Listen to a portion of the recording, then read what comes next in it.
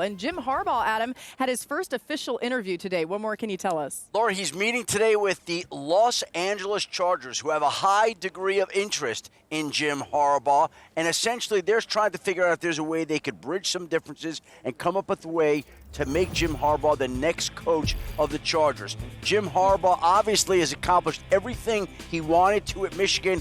He led the team back to prominence. He's taken them past Ohio State. He won a national championship. He wants to win a Super Bowl. And the Chargers could give him that chance. He does love Justin Herbert, so that's certainly possible. But today is his first in-person interview during this coaching cycle. Meanwhile, we await news out of Dallas regarding Mike McCarthy. Hard to imagine that Jerry Jones would make a move as 2 wild card games are getting ready to kick off, but there's been no word yet about a decision in Dallas, other than there have been people across the league this season who have repeatedly said that Mike McCarthy would be measured by how his last game of the season would go. We saw how that went yesterday. And there's speculation about Nick Sirianni. Now, the Eagles continue to insist they're not even thinking about his future, despite the fact that other people have been talking about it. But just like Jerry Jones got thrust into that role, you never know what happens with Philadelphia. Yeah. And really, it's an owner's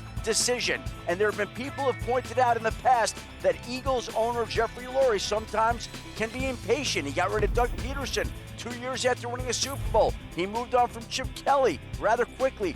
We'll see. They think he's going to be patient now. Mike Tomlin also expected to take some time after the season ends to see whether or not he would be willing to step away from the Steelers. He's not getting fired. He's welcome to stay in Pittsburgh as long as he wants, but people expect him to talk with his family and Art Rooney to see if he could conceivably take a break after this year for a year, the way that Sean Payton once did in New Orleans when he took a break from the Saints and then wound up coaching the Broncos. There'll be some decisions that Mike Tomlin has to make, but that is a decision for another day as he gets ready today to kick off in Buffalo in the snow in a super wild card game. Keep on getting in the playoffs. Super.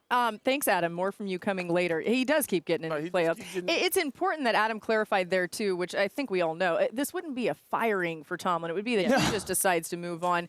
We got to start with the guy who played 8 seasons in Pittsburgh, 7 of them for Mike Tomlin. RC, do you think the time has come for Tomlin? You know what? We had this conversation after George Pickens didn't show effort in blocking against the Indianapolis Colts. And I said, I believe that it's time for Coach Tomlin to have a conversation with the executives and have a conversation with ownership of not only maybe stepping away, but starting somewhere new, much like we had to see Andy Reid do after a while. Coach Tomlin's voice absolutely matters inside that building. His message still resonates, but even with a new breed of player, there are some times where you need to change a little bit of what you do, and it's difficult for someone in Coach Tomlin's place to do that. After I said that on TV, I did have conversations with people in the building, and they told me that I was right about a lot of things I was seeing on the field, thinking about the locker room. They said the one thing I was not right about is that they ever want to see Mike Tomlin in different colors. That organization respects him as a coach. They love what he's brought to that organization, and they do not want to see him go elsewhere. But we all know football is a difficult game. Being a head coach is a very taxing job, and he's done it for 17 years. I think the reason we're even having this conversation is the team does feel like they're at a crossroads, because watching them over the last few weeks as they have snuck into the playoffs yet again, the roster's good. A lot of the young players that they've drafted, including this year, Joey Porter Jr., are playing really well. It's so obvious that they're a quarterback away from being serious. And that brings me to the crossroads, because right now, going into this offseason, they have so many decisions to make. Who is going to be the quarterback? Who is going to call the offense? So I think for Tomlin, it becomes a matter of, can you make those choices correctly? Because, frankly, they haven't recently. Yeah, I think when you look at Mike Tomlin, the first thing that comes to my mind is one of the greatest leaders of men that I've ever been around or seen at this job. You cannot have this type of success and this type of believability from your teams. We've seen this team struggle throughout seasons and still end up giving themselves an opportunity. I think that's a direct reflection on coaching, and I'm with them. I would not want to see him in another uniform. They're in a division with Joe Burrow and Lamar Jackson. And in Cleveland, who obviously Kevin Stefanski's done a great job, and we'll see when Deshaun Watson comes back and is healthy.